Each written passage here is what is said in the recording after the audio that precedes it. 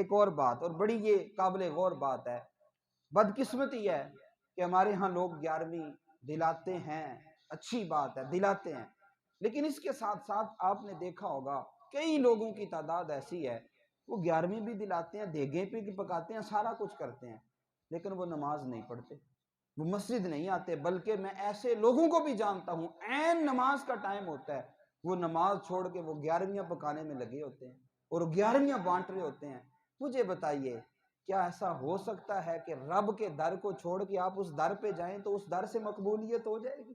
نہیں، یہ گمان بھی پیدا نہ کریں اور یہ تصور بھی پیدا نہ کریں کہ ہم اللہ کے فرض احکام کو چھوڑ کے ان کاموں کی طرف جائیں تو رب ہم سے راضی ہو جائے گا۔ نہیں، یہ ہماری جہالتیں ہیں، یہ ہماری ان کی تعلیمات سے دوریاں ہیں۔ حضرت عبد القادر جیلانی رحمت اللہ تعالی علیہ، آپ نے لوگوں کو جو درس دیا ہے نا، آپ نے تو یہاں تک فرمایا اگر تم نوافل پڑھو، یہ بات سنیے گا، فرماتے اگر تم نوافل پڑھو اور تم فرائض کو چھوڑ دو تو یہ گمان بھی نہ کرنا کہ تمہارے نوافل رب کی بارگاہ میں مقبول ہوں گے۔ بھائی نفل بھی نماز ہے، نفل بھی نماز ہے، لیکن فرمایا نفل کا حکم بعد میں ہے، پہلے فرض کا حکم ہے۔ ہم لوگ کیا کرتے ہیں، جناب بڑی راتیں آ گئیں، چلو جی صلاۃ و تسبیح کی نماز پڑھنی ہے، وہ پورے سال کی نمازیں کٹھی پڑھنی ہے ہم نے ایک دن ہی۔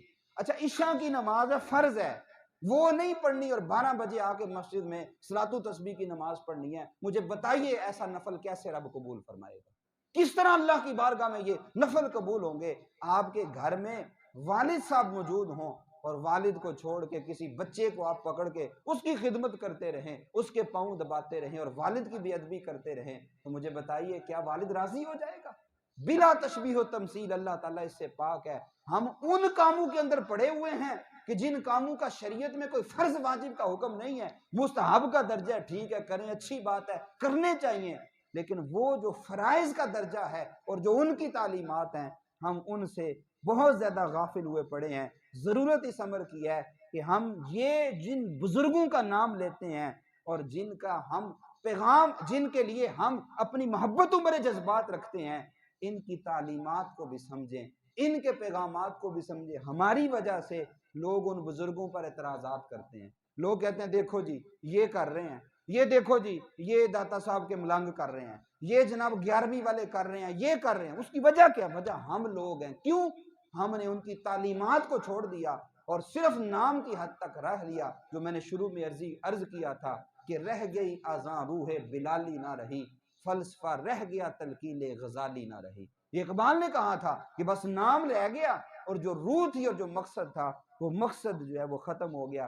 میں پھر عرض کروں کہ اس مہینے کی 11 تاریخ کو، آج 6 تاریخ ہے ربیع الاوّل کی، یعنی ربیع الثانی کی، تو اس مہینے کی 11 تاریخ کو حضور غوث اعظم پیران پیر حضرت عبد القادر جیلانی رحمت اللہ تعالی علیہ، جنہیں ہم 11ویں والا پیر کہتے ہیں یا بڑی 11ویں ان کی جو ہے وہ اس تاریخ کو ہے، تو ہم یہاں جب ان کو یاد کرتے ہیں 11ویں کے نام پر تو ان کی تعلیمات کو بھی سمجھیں، ان کے پیغام کو بھی سمجھیں۔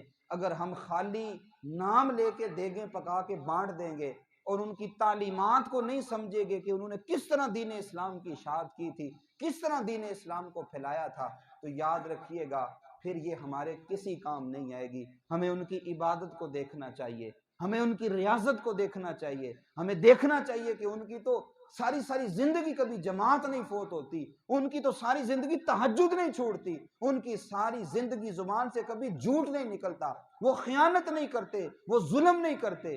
ہم حرام بھی کھائی جائیں، حرام بھی کمائی جائیں اور لوگوں کے حق پہ ڈاکے بھی ڈالی جائیں اور پھر دیگیں پکا کے کہیں جی واہ واہ کمال کر دیا ہے، ایسی چیزیں اللہ کی بارگاہ میں مقبول نہیں ہوتی، ایسی چیزیں اللہ تعالیٰ ہرگز قبول نہیں فرماتا۔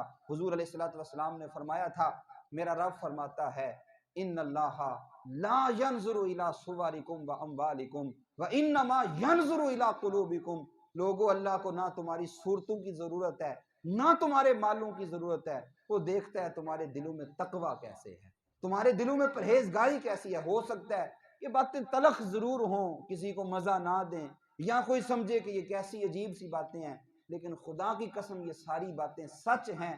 ہم لوگ صرف نام لینے والے رہ گئے ہیں، ہم پیغام کو سمجھنے والے نہیں رہے۔ ہم ان کے درس کو سمجھنے والے نہیں ہیں، اور اس امت کے اندر اس وقت تک تبدیلی نہیں آ سکتی کہ جب تک ہم اسلاف کی تعلیمات کو نہ لیں۔ 12 ربیع الاول کا دن ہو اور ساری قوم سڑکوں پہ نکلی ہو جلوس منانے، اور مسجد ویران ہو، تو ایسا میلاد کہاں اللہ کی اور حضور کی بارگاہ میں قبول ہوگا؟ یہ ظاہر ہے یہ باتیں تلخ ضرور ہیں، لیکن یہ سچ میں مبنی ہیں۔ ہم ان کاموں میں پڑ جاتے ہیں کہ جن کاموں کا ایک مستحب کے درجے پر حکم ہوتا ہے، اور جو فرائض اور واجبات ہیں ان کو ہم چھوڑ دیتے ہیں۔ ہمیں اپنے آپ کو بدلنا ہوگا اور اس قانون کے مطابق لے کے آنا ہوگا جو اللہ اور اس کے رسول کا قانون ہے۔ اللہ